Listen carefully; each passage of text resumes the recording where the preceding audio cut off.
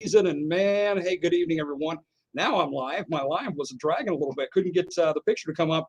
Good evening, everybody. Hey, it's the On the Go Lock and Key Last Lap Show, very last one of the season. And man, we got a very special one planned for tonight. I have got three guests tonight that go back a long way with. And it's taken me 4 years to get this show put together. And one of the reasons why is because Todd Foster has no idea what anything beyond an Etch-a-Sketch is and how it works. So when it comes to technology, he's pretty limited. So we took the last 4 years just to teach him how to use something like a cell phone and things like that. Anyway, we're going to get going with these guys and just a couple of minutes, give you the backstory on what the reason these guys are on and why we're all together and why it's so special for us anyway for the first time in all these years. A couple of things I do want to mention as we get going here. First off and foremost, without a doubt, a big thanks to the sponsors that have made this show possible the entire year long. Couldn't have done it without them. It's been a great season. I'm sad to see that it's coming to an end for another year.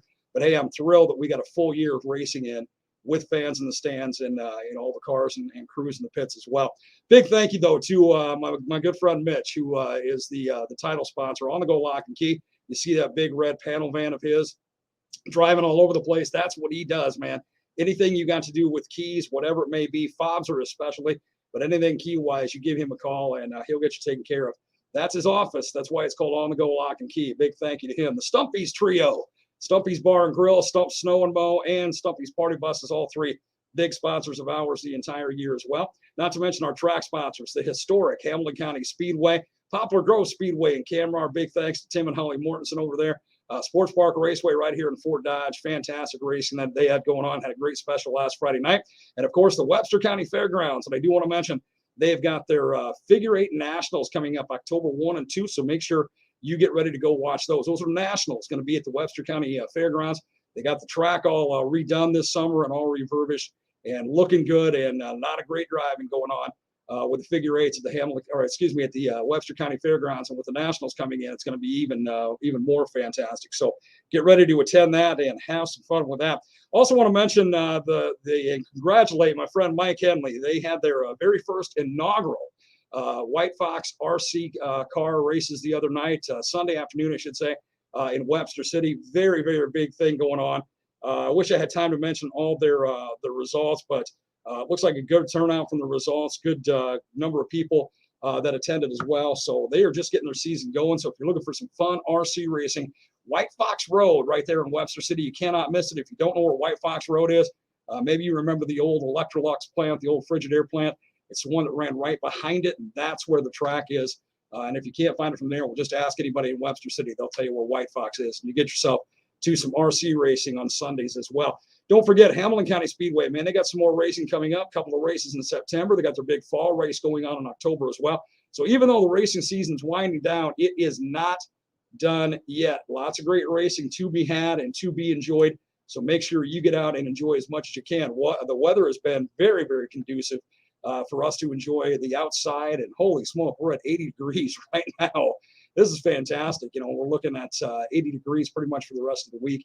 Going to be an absolutely wonderful, wonderful day. So get yourself out when there's racing going on. Enjoy it while you can, because very, very soon, as you know, that white stuff going to be flying, and that means wintertime, and racing going to have to wait until next spring for racing to kick in. So get yourself out to whatever you can for the rest of the season. Well, I'm going to not even hesitate. I'm going to bring in my guest for tonight, even though I see the Terminator is off, probably hitting a little boys' room somewhere. I don't know.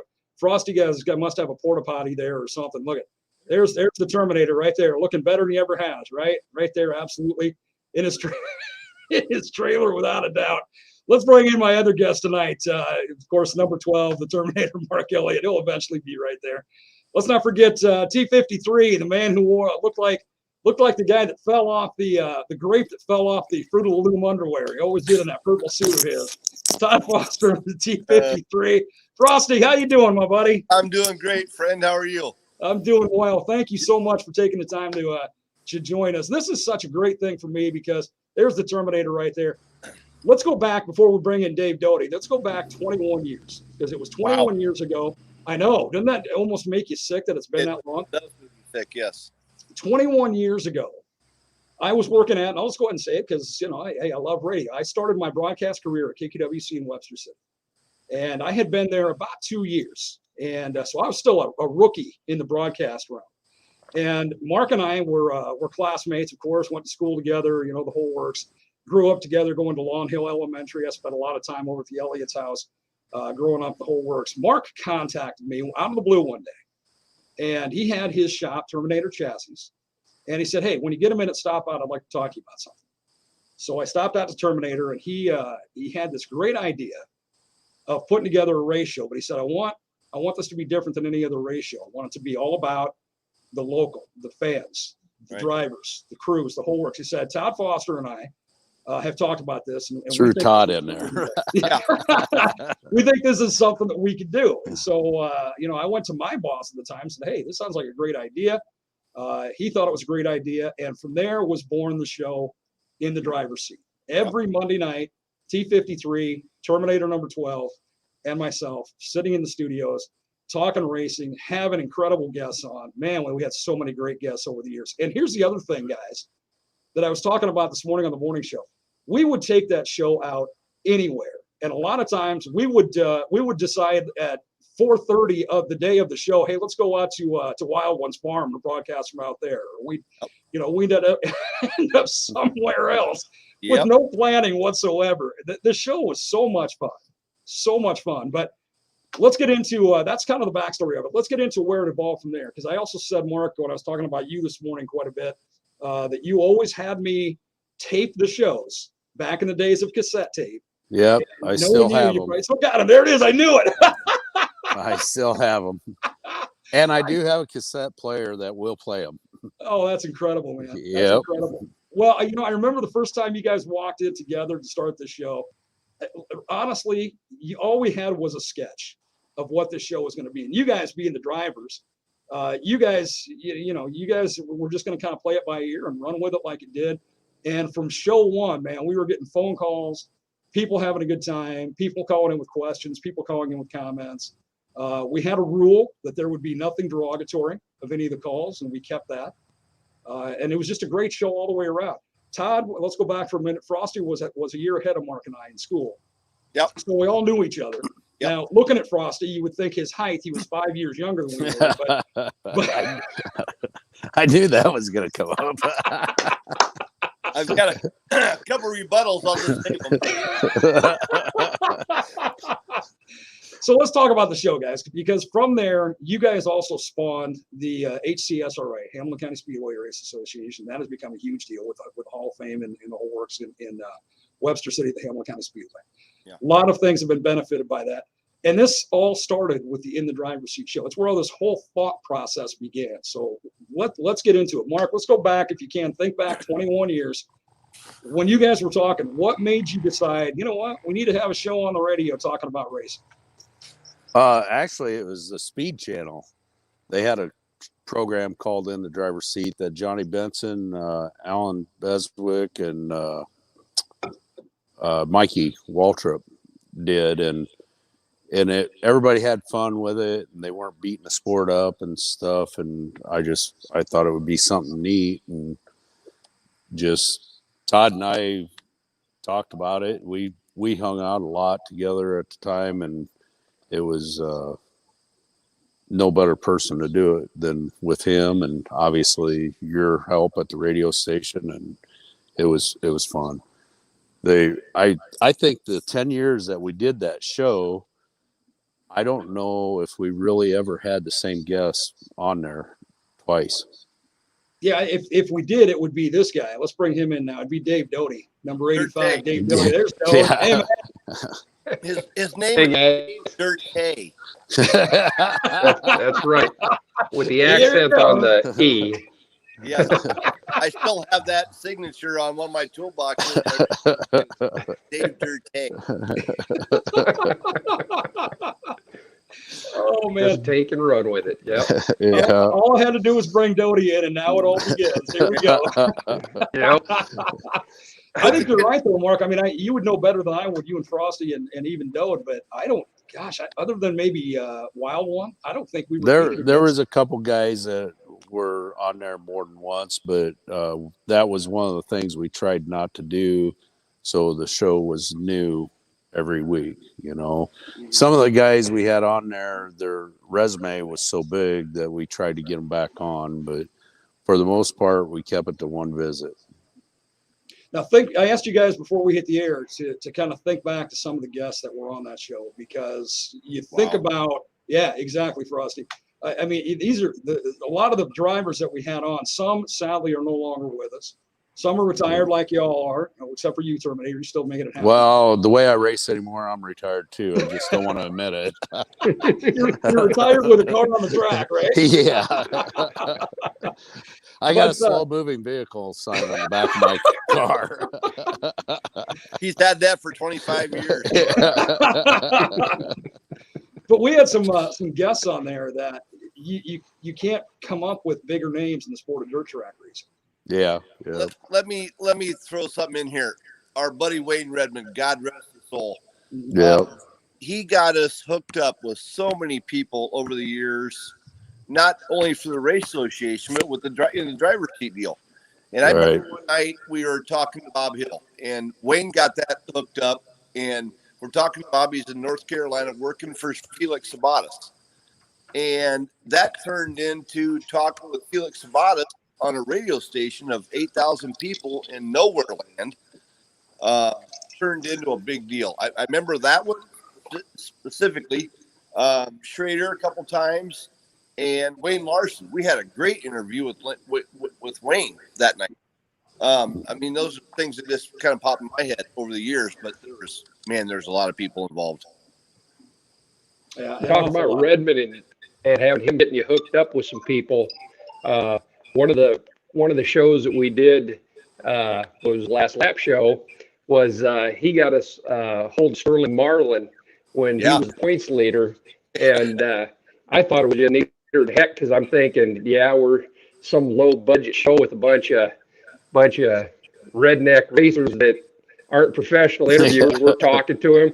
And so we had to go to commercial break. I said, well, I'm sure you got better things to do. He goes, no. He says, the wife's still cooking supper. He says, if you got time, I'd like to come back right after the break. And I'm like, Sterling Marlin wants to talk to us. but there again, it was a Wayne Redmond hookup. I mean, he had he had connections to the neatest people. Yes. And yes, he did.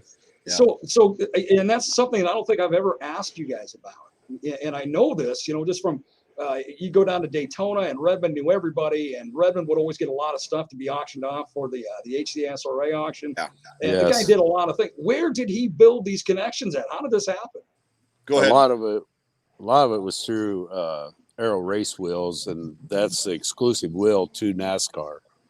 Well, at least through this year. Right. But my buddy Fuzzy and myself and Wayne went to Daytona one year, and there was all kinds of people that we got to meet because of him, and go to different places, go out for supper and stuff. And actually now, not that you're buddies with them or whatever, but if you see them around at a racetrack or whatever, they're like, oh yeah, and talk about the three of us being down there and laughing. And I mean, it was just Wayne knew the right people, in the sport with his connections through Aero.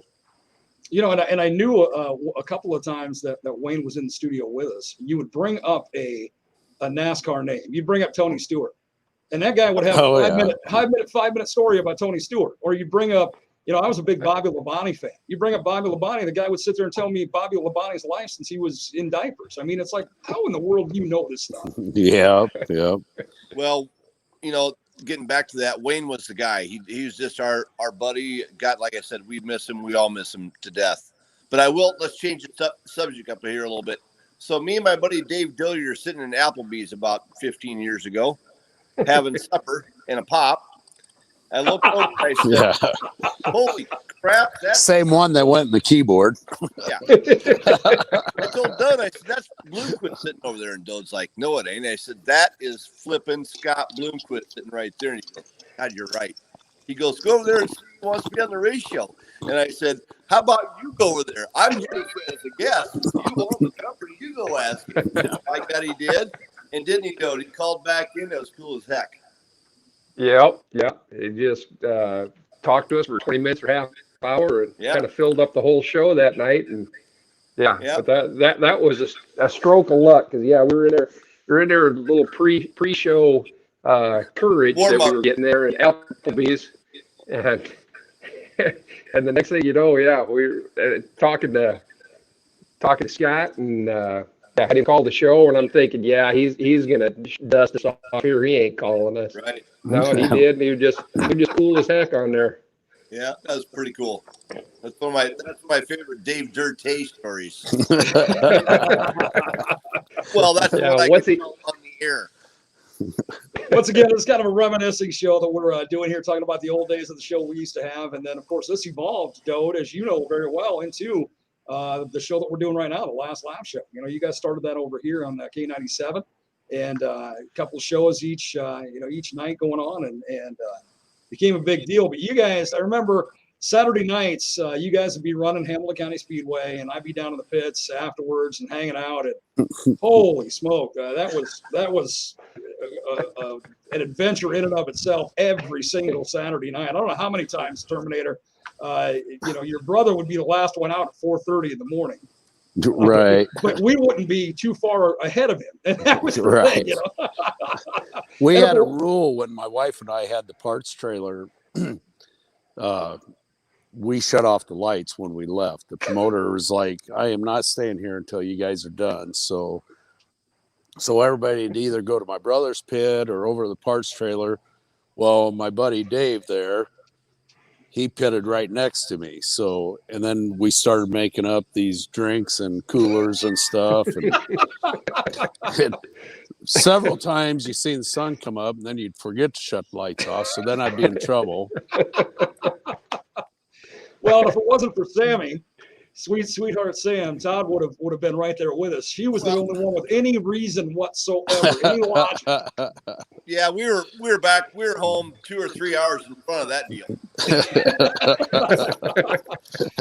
That's when the sun come up. If the sun hadn't come up yet, he was right there. Yeah. Frosty, you brought another issue into the pits when you started having H. Manson do all that grilling down there. Man, that guy was a chef. I'm glad you brought that up. I did make a couple notes here. We lost H here in the last year, and we lost H and Sherry Madsen, obviously our best friends ever. Miss them to death. But, man, I could tell you stories. Well, everybody that was around me or Mark or Doughty, everybody knew H and Sherry. And H could make the best mushrooms ever. Oh. And everything deer else. Steak. Always deer steak. Oh, man. Yeah. We had a lot of fun. Mark and I were talking earlier, and not to make this go longer than normal, but things have changed. When I talk about racing back in the day, I'm talking about the mid-'90s through the mid-2000s. We were all, when I say all 25 or 30 stock cars every night at Webb City or anywhere else we went. There was 25 to 30 stock cars, and 15 of those guys, or 18, could win a feature.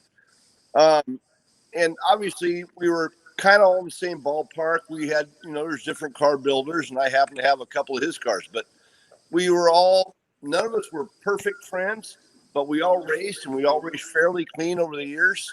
And we could tell stories, and Doughty, you could too, of all the people that you got to know over the years, and things were different then. And I hate to be that old guy saying that, but I do. Because now I watch these kids, which is the stock car races are awesome. Sam and I go, not across the country, but we go to a lot of racetracks. And we go there for the stock car and the World Outlaw and all stuff. But when you watch these kids, I call them, it's turned into money. And whoever's got the most money doesn't always win, but they all got money.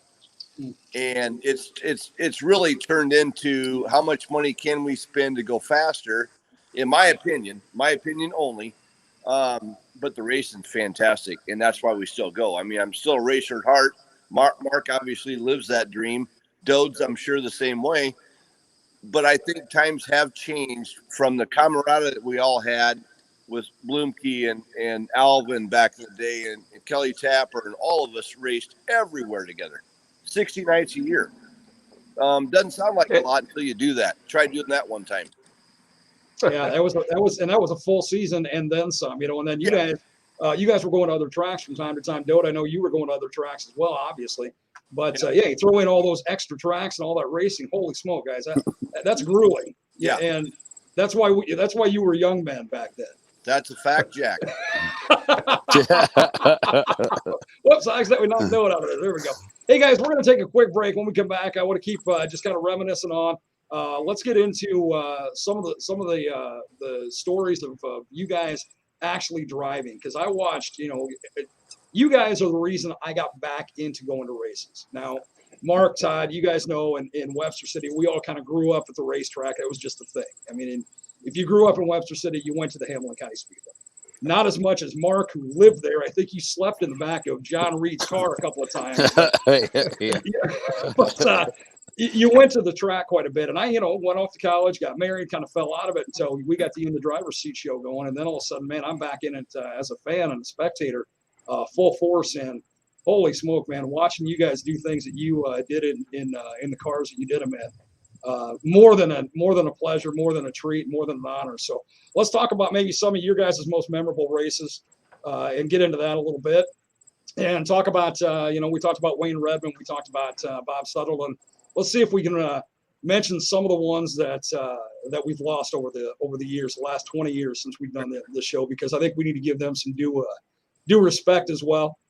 For helping to build the sport to what it was and what it is. So we're going to take a break on the very last On the Go Lock and Key last lap show of the season. Again, being joined by the Terminator number 12, Mark Elliott, Todd Frosty Foster, T53, and of course number 85, Dave Doughty. You stay right here on K97, Iowa's favorite country. Back with more.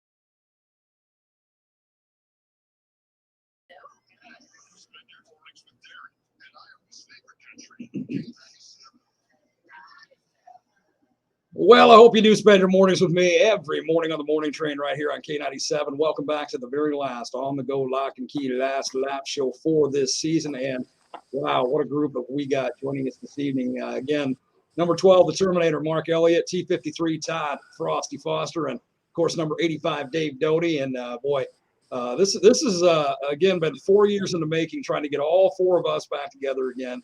The three that originally did the show, Doughty became guest so often, and there were times when he just rode his motorcycle over from Fort Dodge and walk in the studio. And I remember a couple times Mark said, "What in the blank are you doing here?" He just came over to me on the show, man. I bet it was blank. trying to bail you guys out, you know. Yeah, exactly. Somebody had to, Doughty. Somebody had to. You and Todd were so perfect for the radio. It wasn't funny. You guys did an awesome job. And then you throw me, the knucklehead, in there. It was kind of a fiasco. It was your idea, man. Yeah. Your idea. Hey, by the way, that doesn't make it right. I do. I do want to let you guys know, a couple weeks ago, I ran into my old buddy and my old colleague, Pat Powers, and I asked Pat. Now, if you guys remember, we had the FM studio, we had the AM studio. And when we did the In the Driver's Seat show, we simulcast, which is we would join signals and do the show on both stations. So you and Frosty could sit in the AM station. I was in the FM studio. We could look at each other through the glass, right? So the only reason you did that is because you knew I was going to spill something on the keyboard. I asked Pat. I said, "Pat, how's that old AM board working in the AM studio?" And Pat looked at me and he said, "You know, Darren, it acts like it's drunk sometimes." Well, it was Diet Coke. Yeah, Diet Coke with a little attitude. That's what it was. But great time. I remember when you did that, and what we're talking about is Mark had this big quart glass of his rum and diet, and we were just getting ready to hit the air. Frosty, you remember that? All of a sudden, I see Frosty's hands go up like this. I see Mark's hands Todd's glass was bigger than mine. No. Todd's glass looked bigger because he stood next to it, so it looked like it was bigger. Okay, right. But that was a lot of fun. We were just in a panic because Mark accidentally knocked his whole glass up in the air. It went all over the board. We didn't know if there was going to be sparks flying out of the thing, if you guys could get electrocuted or not. But hey, we still did the show, right? Well, you know, everybody that knows me knows that I talk with my hands. So you should have grounded me from the glass. I think after that, we made you put a lid on every glass you brought in. Yeah, that's no fun. Guys, let's talk about some of the drivers that we did have on the show, but some that we've lost because, Frosty, you mentioned some very good friends of yours with H and Cherry Madsen, of course. And we talked about Wayne Redmond, that was a great friend to everybody in racing. And, of course, Bob Sutherland just passed away not long ago. And some other great people that were on that show. Bob always impressed me. I remember we were sitting out doing the show at your brother, Greg Elliott's Wild Ones farm. And we had Bob do his impression of beef. It's what's for dinner, because he had that deep, deep voice. And the thing is, it wasn't even an impression. It was just him talking normal. Yeah, it was. To get Bob to talk was kind of part of the problem, because he really wouldn't talk a lot. And yet he had an amazing voice. Yes, he did. Incredible. Well, let's mention some of the other drivers we had on. When Bob talked, though, it was the truth. Yeah. So that was what was on his mind, and it was done, and then we went to the next subject. Some conversations were very short. Some got quite lengthy. Well, hey, I don't mean to cut in, but I just had a note from somebody that said that our three mics aren't in very loud. They can hear Darren, but they're having trouble picking up the rest of us. I don't know why that is. Hey. I'm hearing all three of you guys just fine. Darren, can you get this taken care of, Darren? Which What? I can't hear you, Mark. I can't hear you. Yeah. No, I'm hearing all three of you guys just fine, which means if I'm hearing it, it's going over the air just fine. So I don't know. Okay. All right. Maybe they're lying to me. Hey, they might be walking around with something in a brown paper bag. Tell him to turn the volume up. Well, let's just back up a little bit here. 25 years ago, I was doing a pre-race show at Hamilton County before we started doing this in the driver's seat. I remember a good friend of mine, we'll just call him Darren Helton, says the power of radio, because it doesn't matter who you offend or how you did it, because it's power of radio. Now we're on this live stream bull crap. So as I'm thinking about what Darren said to me or about me, a mouse in a molehill, or he's not tall enough to get over a thimble or whatever, it looks to me like the guy's eating pretty good. All I'm trying to say is I'm at fighting weight. You, my friend, are at super heavyweight. So, on that. Something else I learned from my old friend and old colleague, Pat Powers. I asked Pat, what's the best thing about radio? And he said the occasional free meal. So, yeah. Well, so you're good there. So, guys, let's talk about some of the drivers that we've lost. I know we're probably going to miss some. We don't mean to, but let's talk about some of the drivers. Probably one of them that I probably miss. I mean, I miss him a lot. I think about it all the time is Grover. Yeah. And honestly, all of us were friends with him. And Frosty, I think that's how you got your nickname, wasn't it? Off a bottle cap. It is. I actually have that up, Mark. If you go right behind you by the walk-in door, I have that bottle cap that he found beside my shop in town, and it's right behind you. He come carrying that thing in that day. Yep, that's exactly where it started. Turbo was there, and that's exactly how that deal started. Another person beside, we were talking about Wayne and all that, but, Dave Hubbard, Hubcap, we kind of roped him into the HCSRA because we're so. And you do mean rope. Yeah, big rope. We didn't know what a computer was. Mark couldn't spell it. I couldn't write it. So we got Hub in there, and we lost Hub several years back, and God, we miss him too. There's so many people. Back over the Webster City, Jerry Dixon. Yeah. He come across with the mean, the tough guy persona, but once you got to know him, he was kind of a softie. Yeah. Yeah. Boy, listen. He always had a story too.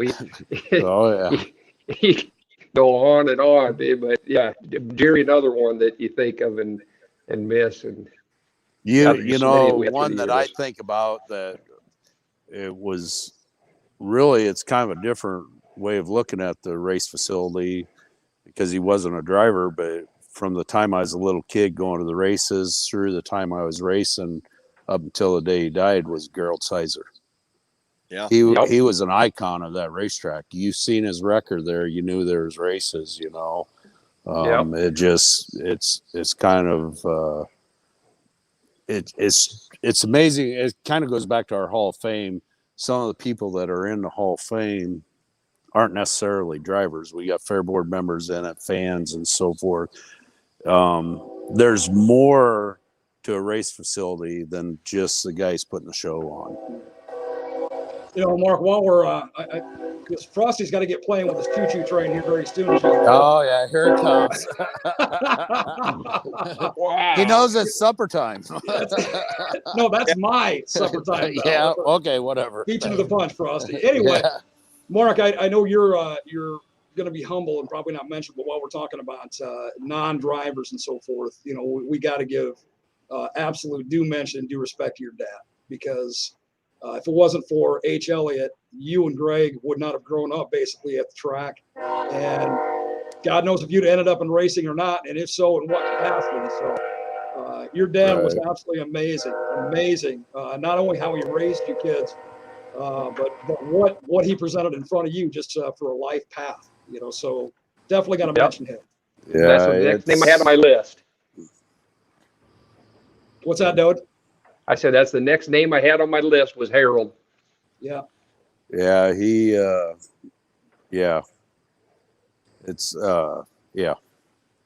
You don't have to say a word, man. We knew that was going to be a tough one for you. Somebody else I've thought about over the years, ironically talking about that now, but I would love to hear and see what Howard Mellinger would say right now after 20 years of HCSRA. And, when Howard put that VIP booth in there and done all the stuff he did and put concrete in the racetrack or down in the infield, and, Howard is what we kind of, Mark and I and the board built our hopes and dreams on, because he paved the way for us to go, wow, we can make this bigger. And I would love to hear what Howard would say right now to go, that's pretty cool. One person that bringing Howard's name up that you kind of got to look at, which is our promoter right now, and everybody looks at it different, because whether what sanctioning body or what have you, but Todd Staley worked for Howard, and he's kind of taken the reins from Howard's philosophy in promoting. Yes. I think he's, Howard was always about the big race, the show, trying to work with the racers and stuff, and whether it was right or wrong, or if it caused problems or didn't cause problems, that was a direction that Howard has went. And honestly, I feel Todd reminds me a lot of Howard in some ways. In some ways, yeah. With that being said, as doing what I do for a living now, I think without a doubt, Todd has done more for the racetrack in the last 3 or 4 years than we've had for a long time. I don't mean that bad towards Al or anybody. Right. Todd's all over the country racing, and he sees and has seen what that place can do. And in my opinion, it's getting close to one of the best ones out there. So I applaud him and Janet and Brad and Sarah and everybody that works out there. This is we're right on that edge of something big. So I think everybody needs to pay attention to that and hope for the best. And we'll just try to make it better and better every year. And I've had Todd on my morning show with me a few times. I've had him on the last lap show with me a few times. And Todd will be the one to tell you, he couldn't have had anybody better than Howard Mellinger to mentor, and to watch on how he does his style and his method of promoting. And Todd was a huge for lack of a better term, he kind of worshiped the ground that Howard walked on, and if you remember Jim Dandy Printing right there on Des Moines Street, man, Howard would be working, all of a sudden that little guy come bopping out of that store, and he was faster than a Roadrunner going places, man, but he was getting stuff done. Yeah. No, good times. I think Todd was only about 12 years old when he started working at the racetrack. I think he was a flagman at about 14. He wasn't very old. I know that. Well, it's kind of funny because Todd and I talked I was coming home tonight, and him and I, for the people that didn't see the races Saturday night, him and I had a hell of a race in the stock cars along with Jake O'Neill. And I told him, I said, it's awful funny that we took 2 Weber City kids. We had an old bicycle track. We didn't. We just made it out in the timber along the railroad tracks. And Todd and all his friends and myself and my friends and stuff, we go there and race bicycles and stuff as kids. And then he started working for Howard, and my daddy got us a go-kart, and we started racing go-karts, and then eventually into the cars and stuff. To see 2 people from Weber City that have a tremendous passion for automobile racing to make a living doing it. It was pretty cool to race side by side with him Saturday night, and it was a very respectful race, and for the people that seen it, it was pretty awesome. It was probably, I told Todd this earlier, it probably goes on my top 10 favorite races that I've ran. Wow. Yeah. Wow, that's Cool. impressive. Cool. Guys, I got to take another quick break now. I want to mention one more driver before we go out, and this driver, thankfully, is still with us. He's a former driver, but he was a guy who was on our show a couple of times, and the one thing that this guy proved is that nobody could click a pen like Jimmy Mitchell could. Yeah. Jimmy, you talk about a guy who didn't say hardly anything, but you remember he was on with us, and Cindy called. Cindy calls. Yeah. So tell Jim to quit clicking his pen. She can hear that in the background. That has got to be one of my favorite moments of doing that show. Of all the things that Cindy zoned in on, it was Jimmy clicking his doggone pen sitting there. Yeah. Jimmy, M5, brother, miss you, man. He was a lot of fun as well. But guys, we're going to take a break. When we come back, I would be wrong if I didn't allow some of our great viewers and listeners to throw out some questions to you guys before we go, because we got some great comments that I hope you guys can see. If not, I'm going to pull them up so you can see them and read them. But you got a lot of fans. You got a lot of people that miss watching. Mark, I know you still are, but miss watching every one of you guys on the track, going head to head in the whole works. And I just want to give our listeners and our viewers a chance to throw some questions out of you guys. So hang in there, boys. We're going to round this thing out. Sadly, we could sit here and do this for hours. You guys know that. But on the very last On the Go Lock and Key Last Lap show, it's been a lot of fun. Stay with us right here on Iowa's favorite country, K97. We're coming back.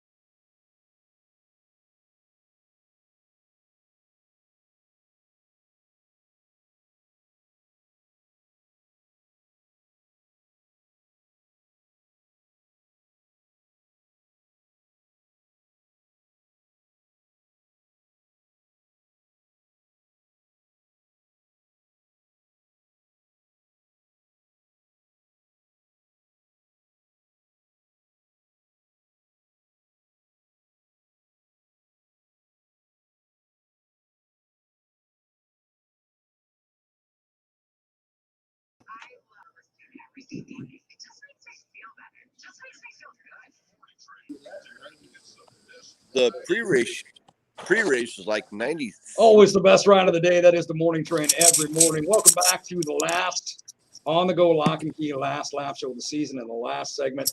We've got, of course, the Terminator Mark Elliott in here, Frosty, Todd Foster in here, Dave Doughty as well.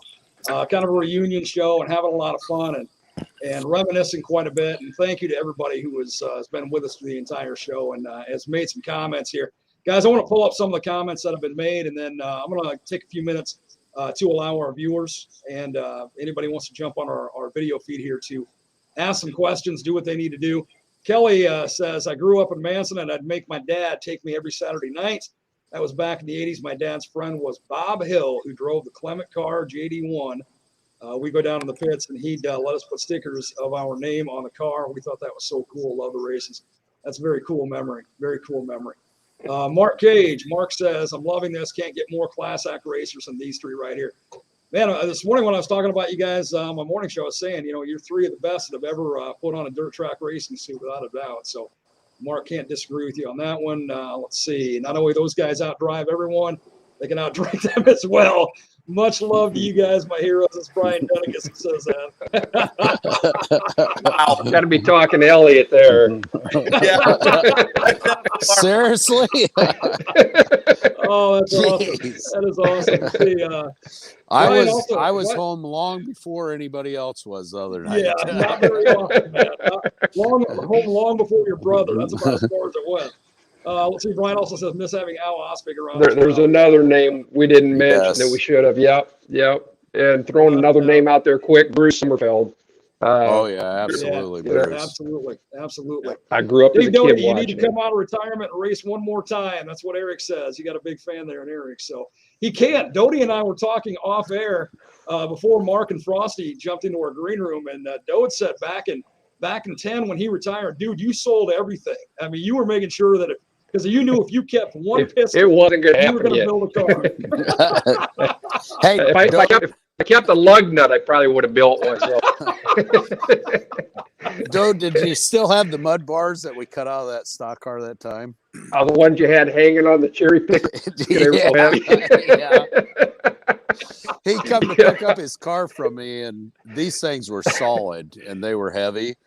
So the jokesters that we are, and Doe and I have been friends forever, and I hung him on the cherry picker, and we shoved his car in the trailer, and I'm like, wait a minute, we got to put this in the back of the truck. Here it's the mud bars that go in front of the driver.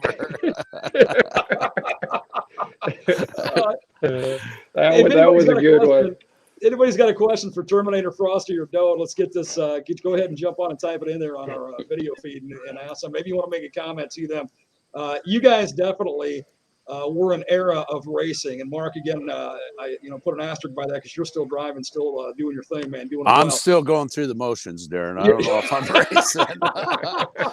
These two are a lot smarter than me. You guys definitely were part of an era of racing, but you guys looked to the era before you, man. And yep. Mark, I know growing up, I will never forget growing up, 4th grade, Miss Krause's class, we had to give a speech. Really? We got to bring this up? Well, no, I'm not bringing up the paper cars. That's a whole different thing. But we had to give speeches on things. And I remember you and your cousin Rick got up and you talked about you guys were you met with John and Rich Reed. Yeah. And they were your heroes, and that's who you were talking about. And that was the era before you guys even. So now that you guys have become the veteran era that everybody looks to and goes, wow, man, back in the day when Frosty was doing this, and back in the day when Doughty was doing this and Terminator was doing this, what's it like for you guys? Frosty, you touched on this, but going to the track and watching some of these younger drivers now, knowing that you guys modeled them, actually, you guys, they emulate what you guys were only in the modern day. It's pretty surreal and very humbling on my end. Like I said, I thought we all kind of did it the right way back in the day because we had limited budgets. I mean, some of us had a little bit more money than some of the others, but we just all raced. That's what we did. And I kind of feel like we're sitting here with Neil Bonnet and Kelly Yarborough and those guys. I mean, I'm like 75 years old here, but I mean, I'm not as old as those. Jesus, who is?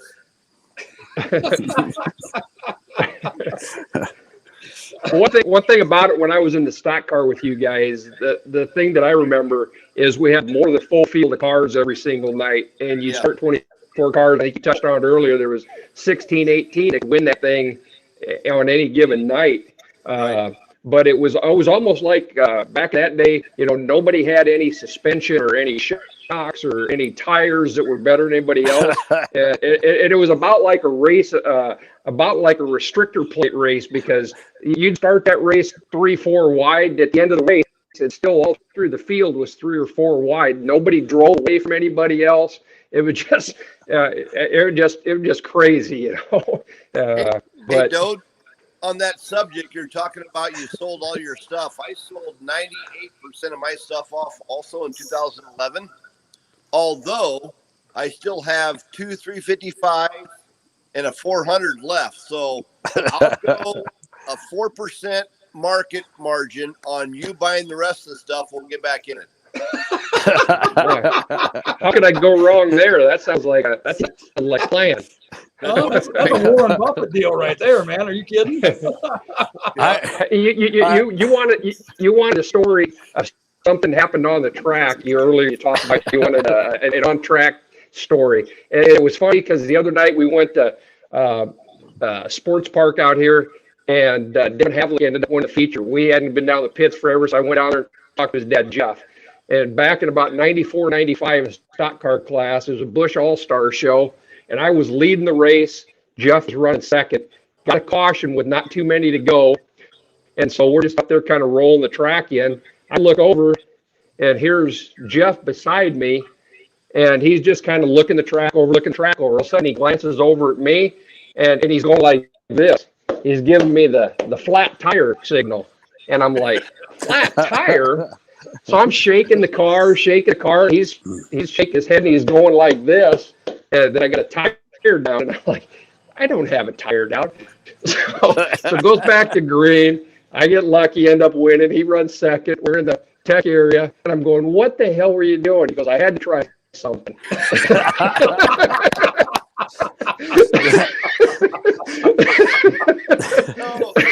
That being said, dude. That being said, my buddies Wayne Redmond and Dave Doughty, we had this Bob Pierce modified, and I could go like crazy at the beginning of the race, and the thing would fall off. Well, I could get to the front and get to the lead, and maybe stretch it out a little bit. Well, Dave and Wayne, they sat there and thought this out, and they come up with this plan. So one night we're in a driver's meeting, and they pull up a piece of white foam, or it was a water bottle maybe, that they said, "We're getting tired of picking this stuff up off the racetrack." So it caused a yellow at the end of the race. So Dave, he get in second, and they zip tie this thing in their car and clip partway through the zip tie. And when he get into second and he knew he completed the lap, he'd pull that, drop on the track, they'd throw a yellow. Well, Dave, being the better racer of the two of us, we go back to green. Pretty soon, away he goes, drives around me. I don't know how many times I ran second to you that year. And it took until the driver's meeting for me to figure out what the hell was going on.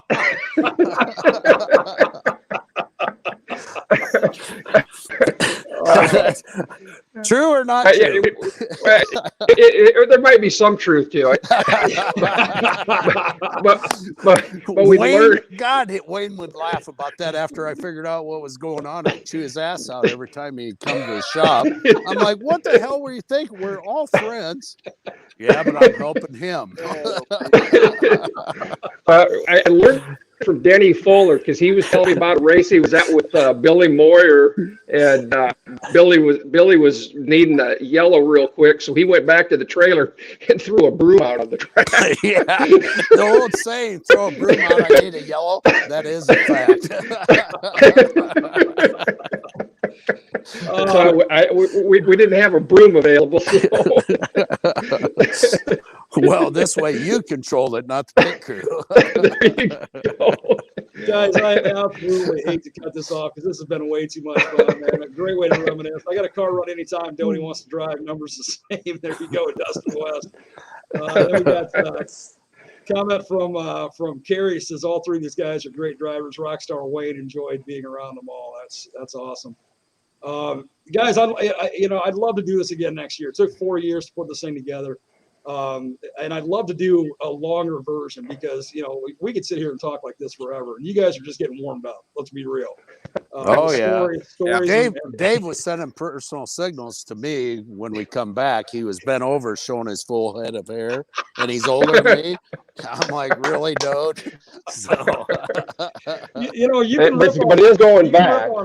Yeah. You can rip on Frosty and I for being short and being fat, but we got hair, Frosty. We got hair. Yeah. You doggone right, my brother. You doggone right. I'm on the low maintenance end of the hair.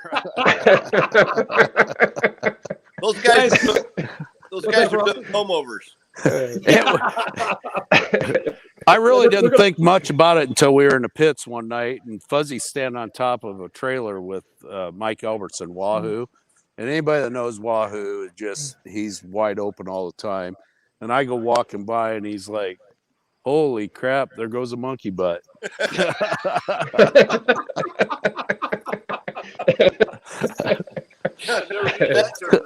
Holy smokes. Guys, I got to make this an annual. We got to do this again. We got to make it like a 2-hour show. We need to take it on location so we can get a lot more people around chiming in, just like the old days. We used to start out with the three of us, and then Doughty would show up, and then all of a sudden we got 20 people around us that are chiming in on the air because they got stuff they want to say and stories and the whole works. So we need to take a night next year and make that happen. And I'll put it together if this time you guys will leave the night stinking open and not have a conflict so we can make it happen. Well, I got those checks clear. I got an idea.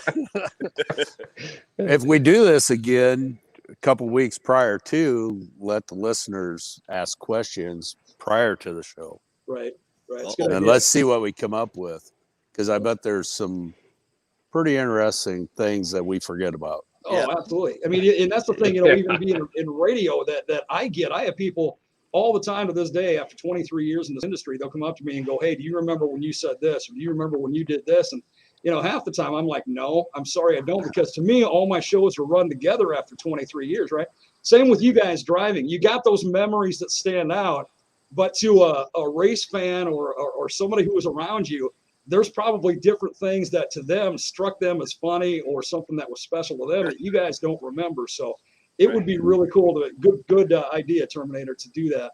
But I want to close this show by saying thank you to you guys for taking the time to be on, and thank you more so, and I mean this from the bottom of my heart, thank you more so for allowing me to be part of the memories of all this, because 21 years ago, man, I was having just a blast with you guys, and here we go again.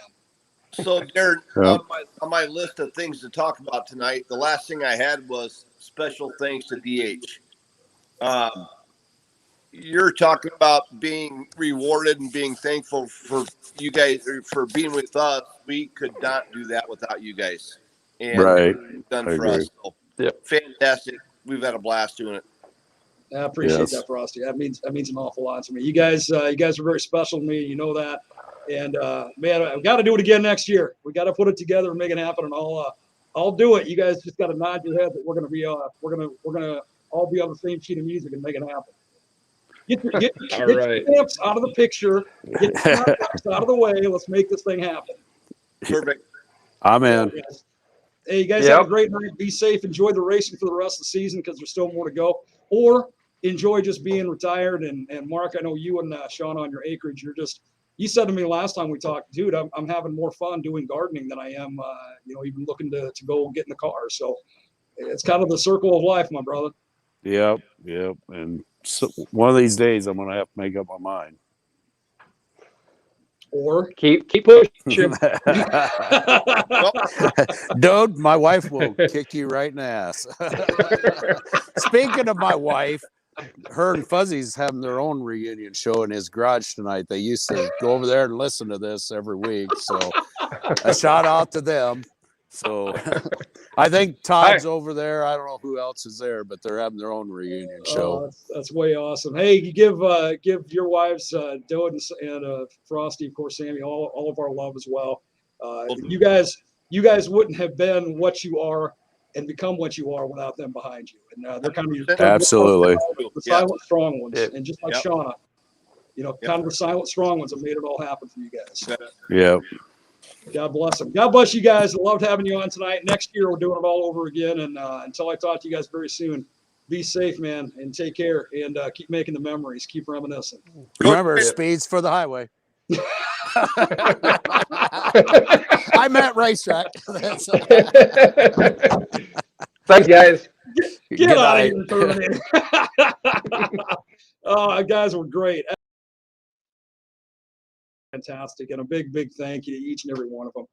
Couldn't have had a more fun show. We went a little longer. That's more than okay. I'm not kidding when I say next year we need to do like a 2-hour show, because these guys were just getting warmed up. They really were, and it was much fun. Hopefully you enjoyed it as well. That is going to do it for the entire On the Go Lock and Key Last Lap Show season. We will be back again next year. We always start the first Monday in May, and we go until the last Monday in August. Big thanks to all of our sponsors again who made this show possible this entire season. First and foremost, the man who put his name out there as the title sponsor, my friend Mitch with On the Go Lock and Key. Big thank you to him.